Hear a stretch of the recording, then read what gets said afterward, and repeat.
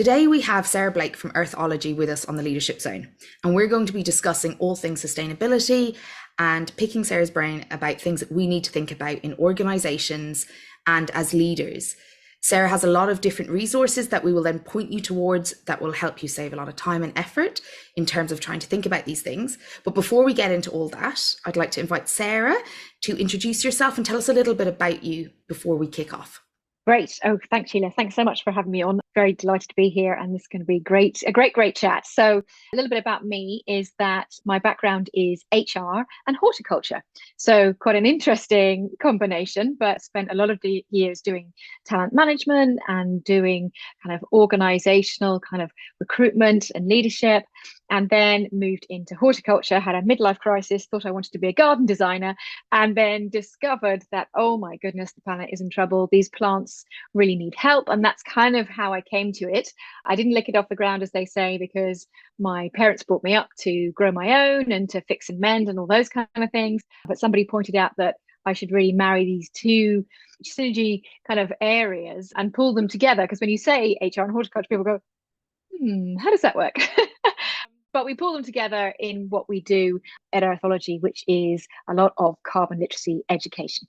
Brilliant, thank you. That's really interesting. I love talking to people who have done kind of almost what looks like opposite things, but that they have a really clear interconnection, or in the Venn diagram, a crossover.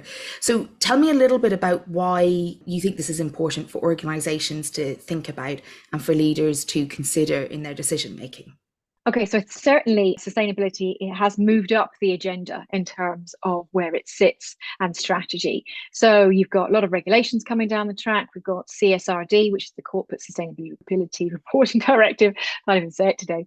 But we've got a lot of things like that coming down the track, which really, they prevent people in some ways from doing business as usual, which is great, but they also pose a little bit of a risk for some people who maybe haven't thought about this. And certainly if you are not actually coming under the regulations yet, and maybe you're working in a smaller entity, it's going to affect you, because actually what's happening is the larger companies are pushing it out through their supply chain. So it's affecting the smaller companies as well, because they are going to have to start reporting on their emissions now, because it's in the scope 3, as we say, a bit of technical jargon there, but it's in the third scopes of emissions of the larger companies. So everyone is now going to have a touch point.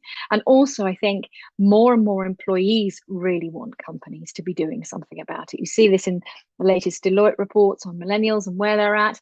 You see this across the board. Paul Pullman did in the US and Europe, really do want their companies to act on sustainability. So it's coming much more to the fore than it ever used to. So it's a high priority, I would say, to integrate sustainability with the company strategy. I really love that, because I think it's important to acknowledge that obviously legislation puts companies under pressure, but the reality is, and we've seen it with some other kind of initiatives where larger companies have pushed it out. So for any smaller suppliers or smaller organizations, we've had to gather and report on different things in order to be able to even get past a proposal threshold. So I really like that, while it might not be for everybody who's listening to this, the organization may not fall under it. There's also the reality that a lot of tenders and proposals and future work contracts will integrate this. And to be honest, I'm delighted to hear that, because I think that when people think about the impact of their behavior and their decisions, and I think around sustainability, and anyone listening to the podcast will be fed up with me mentioning inclusion, we just tend to be more conscious, and it tends to have better outcomes than if we just continue forcing a kind of business as usual, easiest method, not thinking about the ripple effects or the ramifications.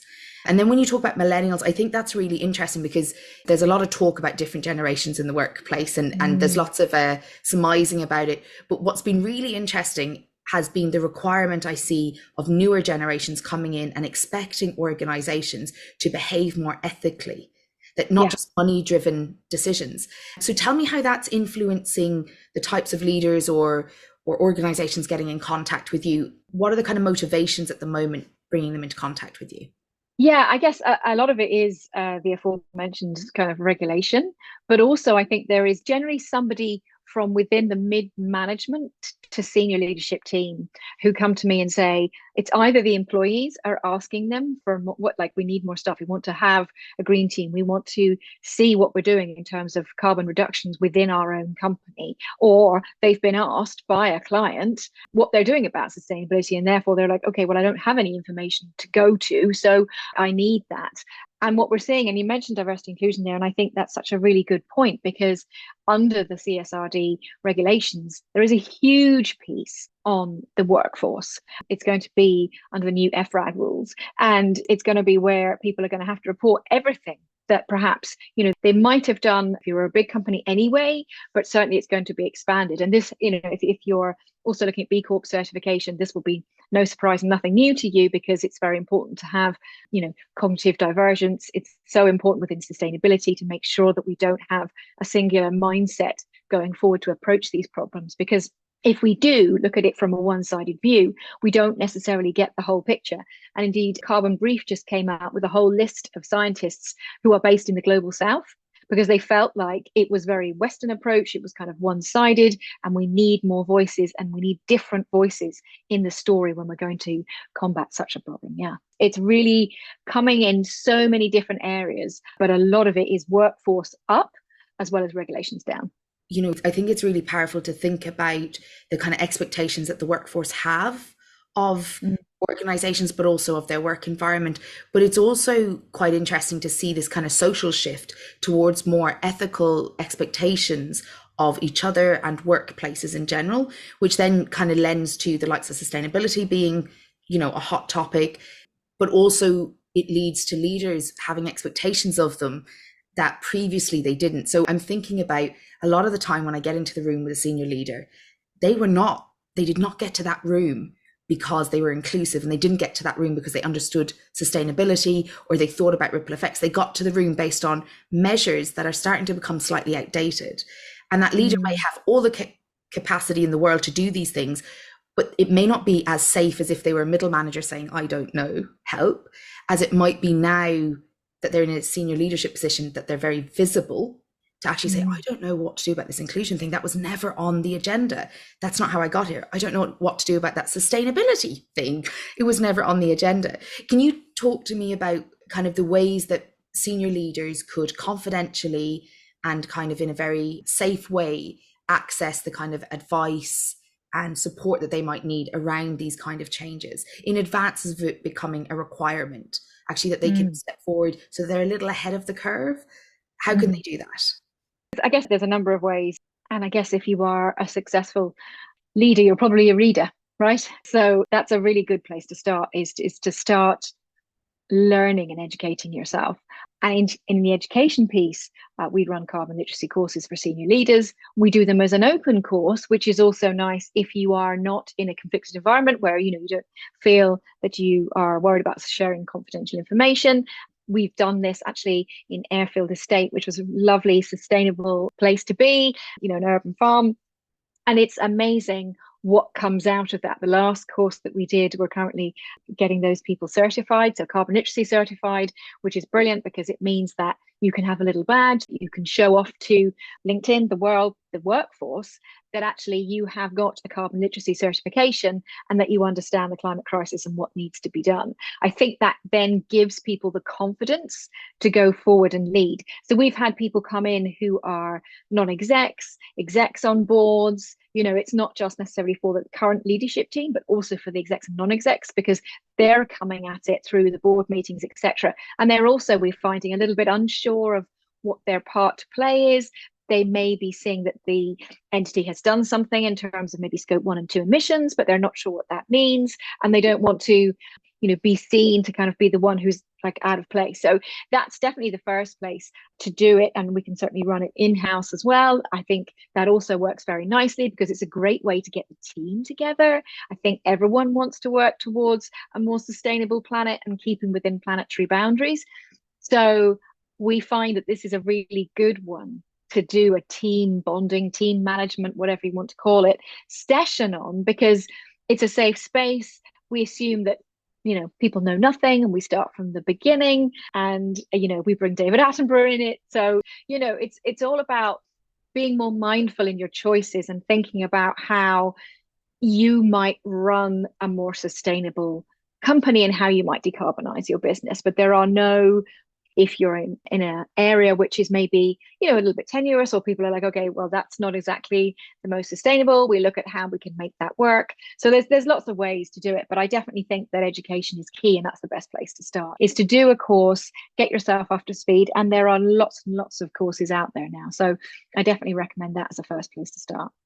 That's really lovely. I love the idea of holding something in a sustainable venue. I think that one of the biggest challenges is we keep going back to what we know, and we're coming out of a kind of corporate flashiness, I think, and we're moving towards more of a kind of a sustainable, but also maybe a more discreet form of kind of corporate visibility. So it's interesting to think about where we're holding events. I'm sitting here thinking about, whenever I work with leaders about creating an inclusive organization, they go, there's so much to do. Whenever I talk about, I don't know, actually my own life, trying not to eat animal products, it can feel like a lot. But it sounds like your approach is the kind of from universal design for learning approach, which is one good thing. So you improve one thing at a time, rather than this kind of disruption that I think people imagine will happen in their business if they start reviewing it. Is that how you tend to support? Absolutely. Yeah. No. And it's so interesting that you mentioned that approach, because that's exactly what we do. It is like trying to eat an elephant, right? Which no one would do. But it's like, if you don't break it down into sections, it's going to become overwhelming. And we know when people get overwhelmed, they don't do anything at all. So it's much better to break it down into areas, start with the easy wins. People see that there's traction, and then they start to come on board. It's educating the entire team, because once you start to give people a bit of agency, certainly within the green team, to let them know that whatever they're doing will be taken seriously, and that actually what people are doing, certainly if you're looking at employee commuting, if you're looking at, like you said, like choices within the canteen, or you're looking at all of those things like how do people engage and in equity and diversity as well, because that fits under the sustainability umbrella. That we find that certainly when we're talking even to HR, senior leaders in HR, that they're going, oh yay, like I've ticked some of the boxes already, I only need to kind of round that up a little bit, and then I can bring in the sustainability threads. So it depends, which vertical you're looking at, but there are so many touch points for everybody.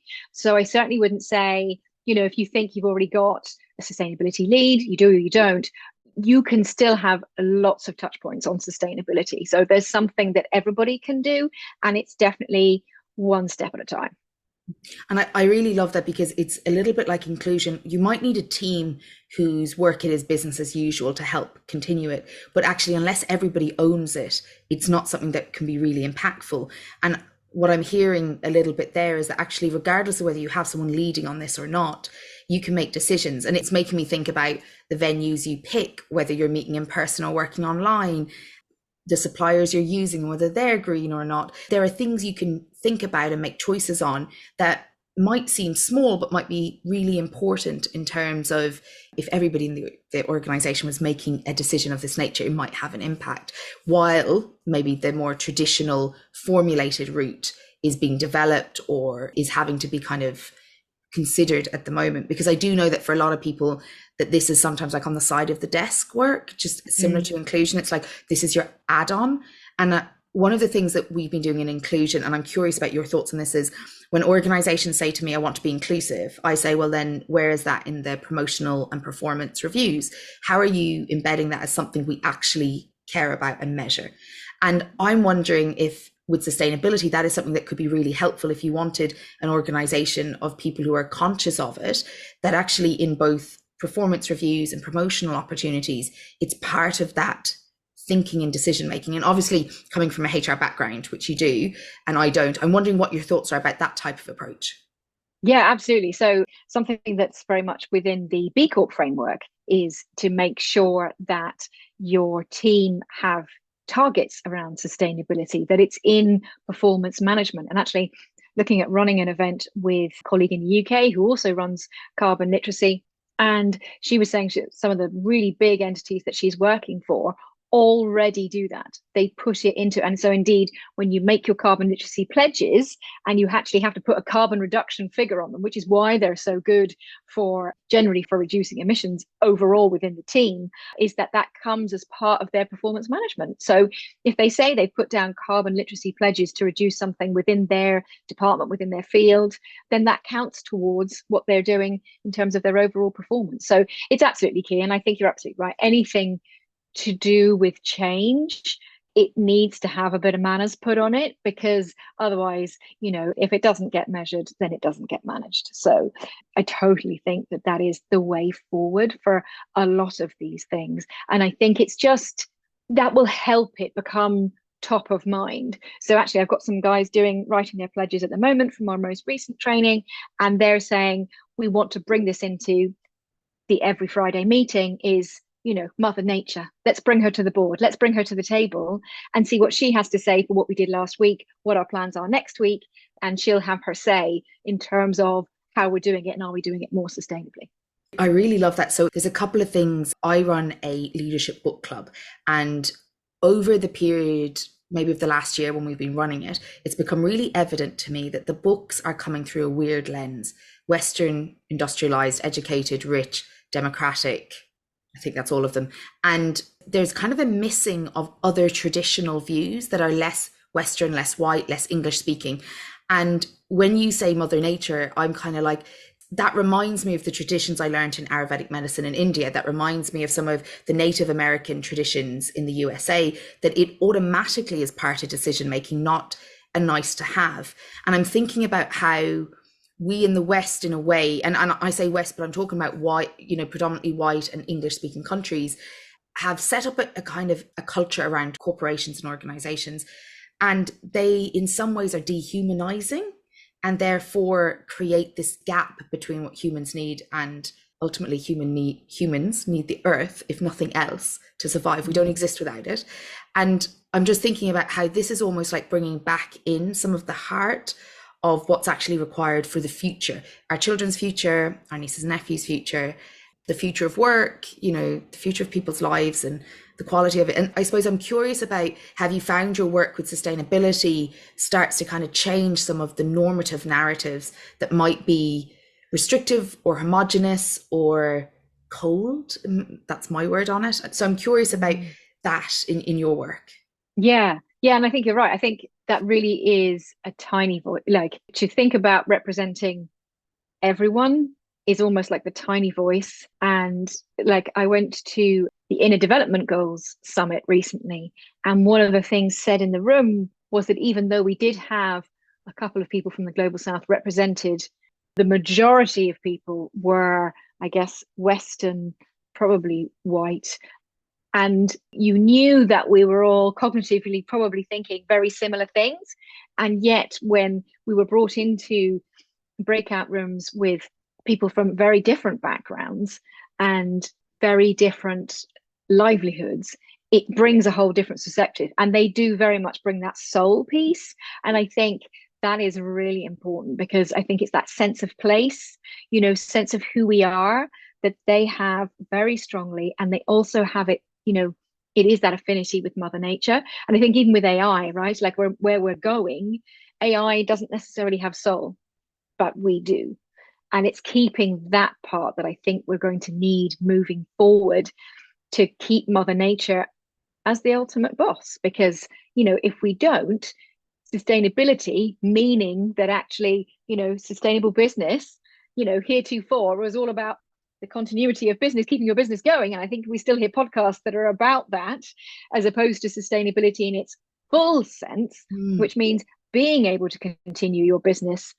Because if you don't continue to answer to Mother Nature, the finite resources that your business depends on are ultimately not going to be there. And then therefore there is no continuation of business. So I think we need to listen to all of the voices and include them, I think, because actually it makes for better decision making. The research says that again and again, Sarah. So I'm all over that one. I'm thinking about, often when people come to me for coaching, they might say something like, I just want to talk about the leadership stuff, not my personal stuff. And what I find interesting is you cannot lead unless you're a person. in terms of in organizations at least. So your personhood comes first and then comes your leadership. Whenever I found people who've had to make really scary decisions, and if they're a parent, I ask them how they would like their child to describe the choice they're about to make, and what is required of them and the risk and all of that. And it changes the whole relationship with their leadership when they realize that there are consequences to their decisions for their children, but also that children, whether they see it overtly or they're just imagining that they see these decisions, that their children have an expectation of them and a view of them that is different to maybe how they make some decisions at work.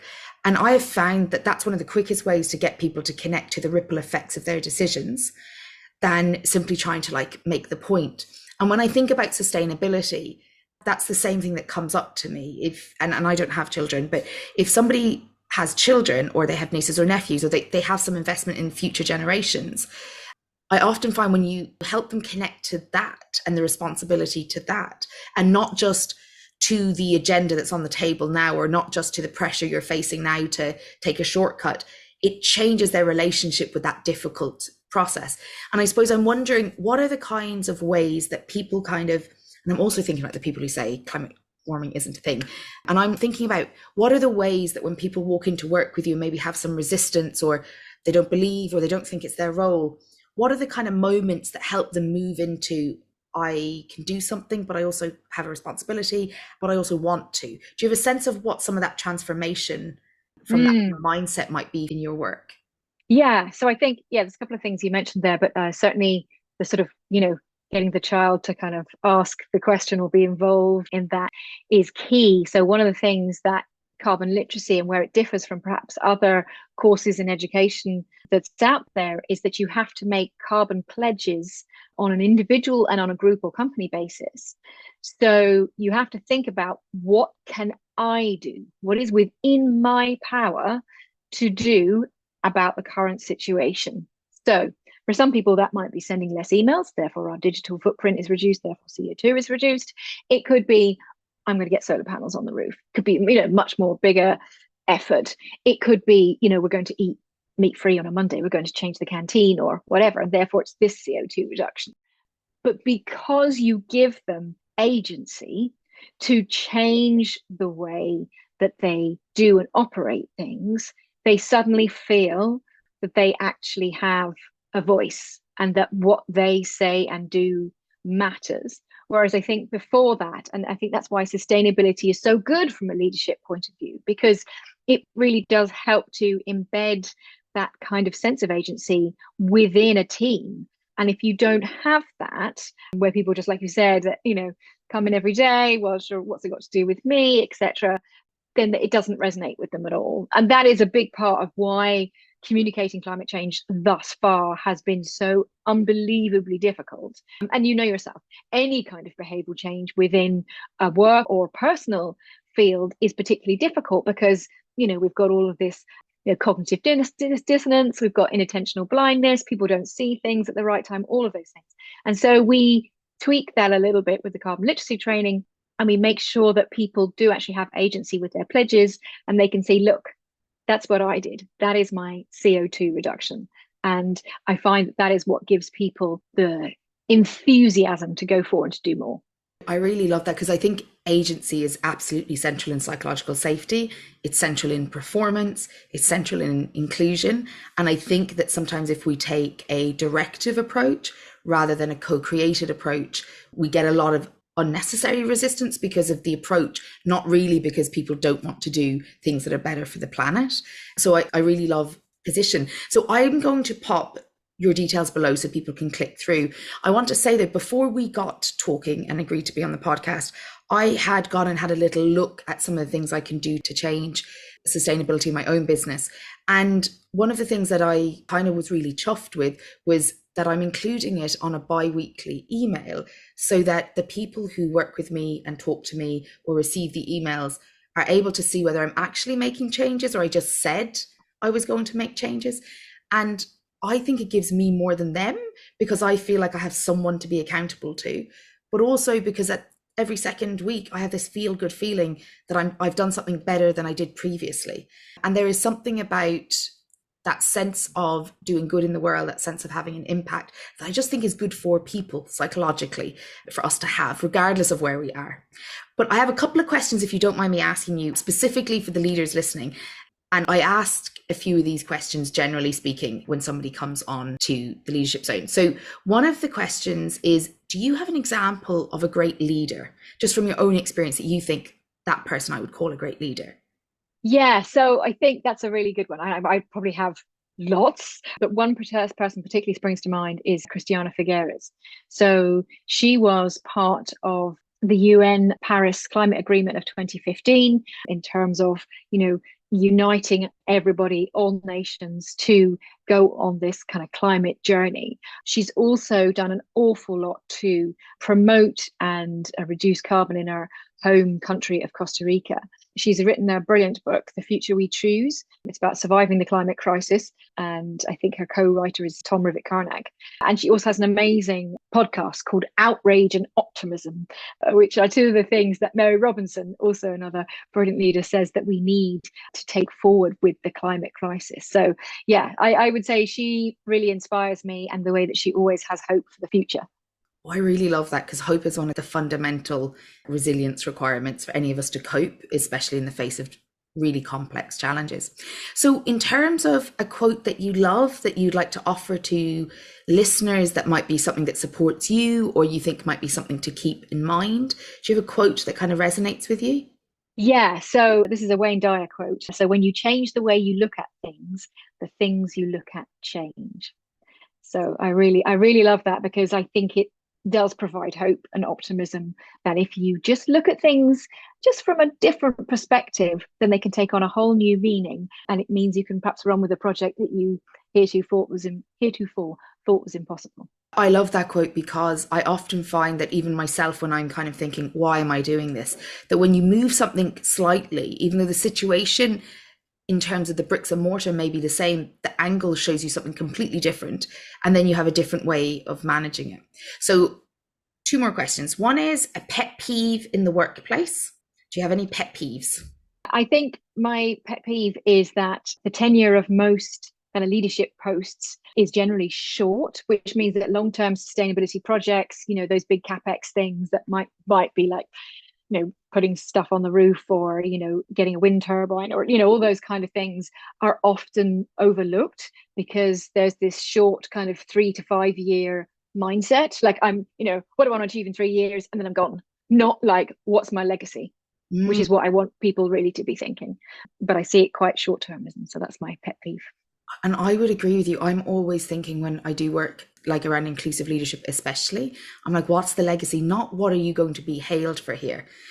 What are you going to set in motion that gathers its own momentum when you're gone? So that you can look at it and you can say, that started with the meeting I started, or that started with this question. And so last question, what kind of advice would you offer to leaders listening around their sustainability journey and around the things that they can do? Is there one piece of advice you'd leave us with? I think it would be to educate yourself on sustainability and what you can do to take action. As Greta Thunberg said, no one is too small to make a difference. So take that carbon literacy course, read a book like Donating in Economics or Christiana Figueres' book, sign up to our LinkedIn newsletter, just start taking in those little pieces of education, bite size, like you said about your own newsletter and podcast, that you can read within, 10 or 15 minutes, or do a course, be it a day, something that just starts you on that education journey. Because as we know, knowledge is power, and it really is in this case. The more you know, the more you're going to want to know. Fantastic. And just to say, already you've inspired me now to add a book about sustainability to our leadership book club. So thank you. For anyone who wants to get in contact with you, the details are below and they will be able to get directly into contact with you. Thank you so much for being here with us today. I appreciate it.